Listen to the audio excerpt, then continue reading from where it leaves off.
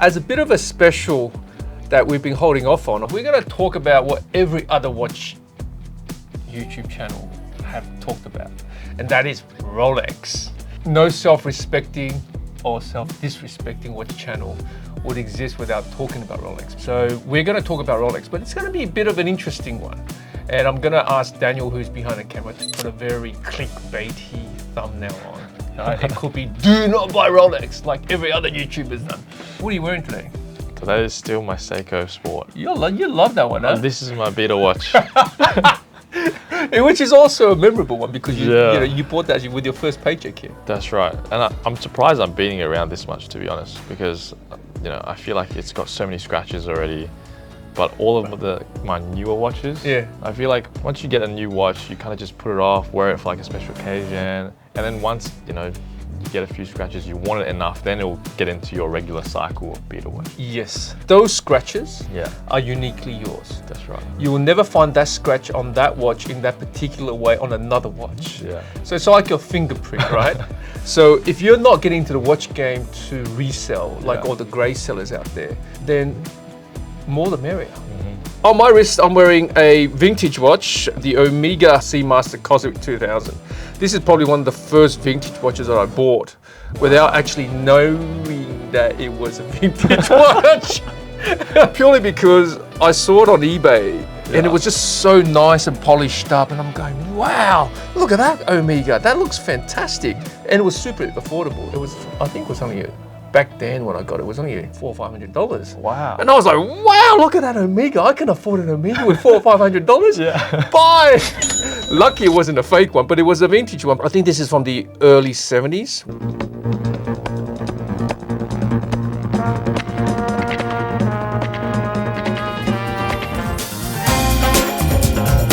Which is not a good period for Omega when they started using really crappy movements. Yeah. The vintage Omega Seamasters, in terms of its movement and better regarded, are the ones in the 60s, also that I've researched. But this one you can tell somebody's actually lovingly restored, right? They've completely deconstructed, cleaned it, made it really shiny, and they've cleaned up, polished up the dial. Everything is just pristine. But then I broke it, all right? And this is probably a cautionary tale to all of you young collectors who's never bought a vintage watch thinking it's a good idea. Be very cautious and careful because vintage watches are exactly that, right? Yeah. They're very precious around the edges. Okay, so where most of my vintage watches have come undone is usually the crown, because thinking that, haven't worn it for a while, pull it out, adjust it. Yeah. Be very careful and subtle, okay? Because you inadvertently think it's just one of your modern day watches. You pull on it hard, the whole thing comes out. Now, the thing still works. You can see it's still moving, right? I mean, so the movement still works, except this thing's not attached to it. So I can actually pull this bloody thing out now, or not that I should do it. Oh wow! And you can see the thing just comes out. It just comes out. So something is broken in there. Yeah. Which then I need to now go back to, go to a watchmaker to sort of, you can see the click as well, you can see to get it fixed, and God knows how much that's going to cost me. So there's a cautionary tale on vintage watches. So back to the subject today, Rolex.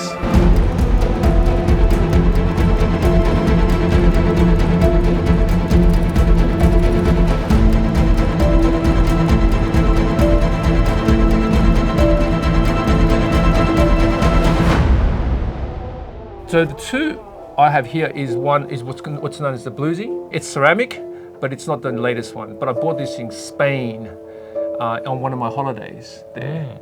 And I bought this in a shop. It was in the storefront, and I wanted a watch to mark that trip. Yeah. Walked in, paid the money, there you go. And I remember this trip so vividly with this particular watch. Yeah. I was so safeguarding the watch. The watch is everything, right? Yeah. When I turned up to the airport to go from, I think it was from Barcelona to fly to Moscow, I turned up the airport, they go, passport please.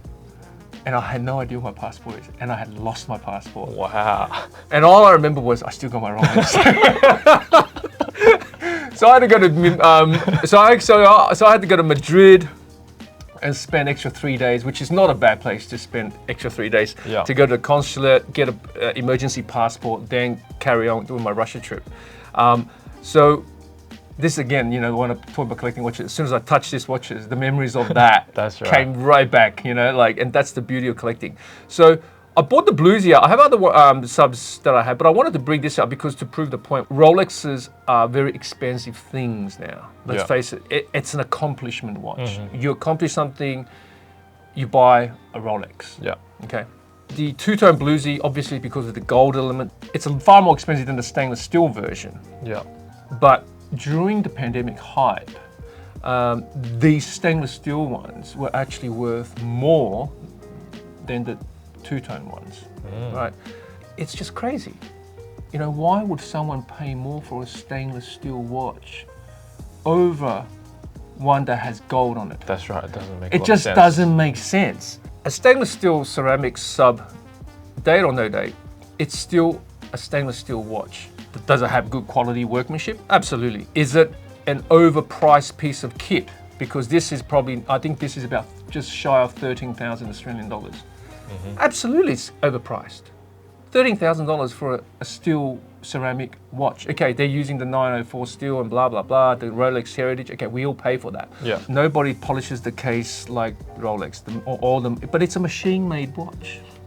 It's a mass-produced machine-made watch. Right. For me, and maybe a majority of people, young folks, right?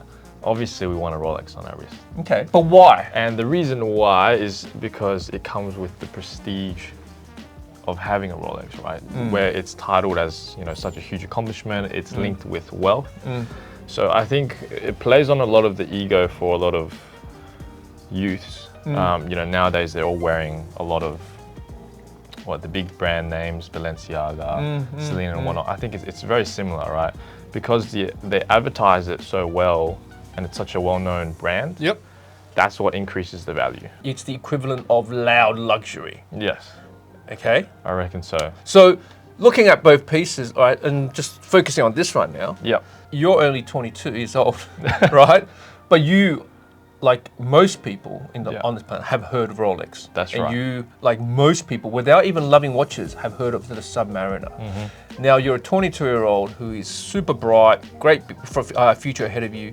Is this something you would work hard towards to acquire, this exact piece? I think initially, yes. Okay. Initially, because I think this is one of the most entry-level Rolexes you can get that is very well known. Okay. Which is why a lot of people work towards it initially. Yeah. But I think as your journey goes and then you kind of discover more watches and then, because it is a hefty purchase. It isn't just a purchase where you just decide instantly and then you go and buy. So I think after a lot of thought, I think, you know, depending on the person as well, if they don't have like a dive watch, they want their first Submariner, Right. they would probably go for the Rolex. But let's be brutally honest, how many people who buys a modern day Submariner or any Submariner is actually going to go diving? I mean, forget about diving. How many divers actually buy the watch? How many, you know, this is so far from what my idea what a Submariner is. Most people would equate a Submariner to fictional hero, James Bond, right? Yeah. But to be frank, I actually, when I think about a Rolex Submariner, a stainless steel one, it's not James Bond, it's Fidel Castro. You know, I believe it was a shot in the 60s or something. He was, I think, given an interview, or I believe he had a cigar or a cigarette, and he's sitting there and his Rolex was just hanging out there. And this guy was a revolutionary, you know, down with the capitalist pigs and all that sort of stuff, right? And there he was wearing this particular Rolex. Now, back then, Rolex was it's still a prestigious thing. However, it was a tool watch for what it is, right? Yeah. That to me is the Submariner. And I guess this is why I asked you, like, you know, and all the other young folks who's looking at this episode, is that if you're really got your heart set on a Submariner, ask yourself, why do you want a Rolex stainless steel Submariner, right? Right. And if it's because, look, it's the modern day version of something that's iconic, I don't know the history past what I can see today, and I just love the looks of it, go for gold, buy it. But if it's because you're trying to get a, you know, it doesn't matter how young you are, and you researched it, you love the nostalgia, that's not going to give you that feeling. It's not. It's just, it is. I mean, isn't. Save up and go buy a pre-ceramic. Right. I'm actually talking with Austin Daniels from his channel, The Watch Symposium. He's one of the long-time running watch sort of YouTubers that I actually pay attention to.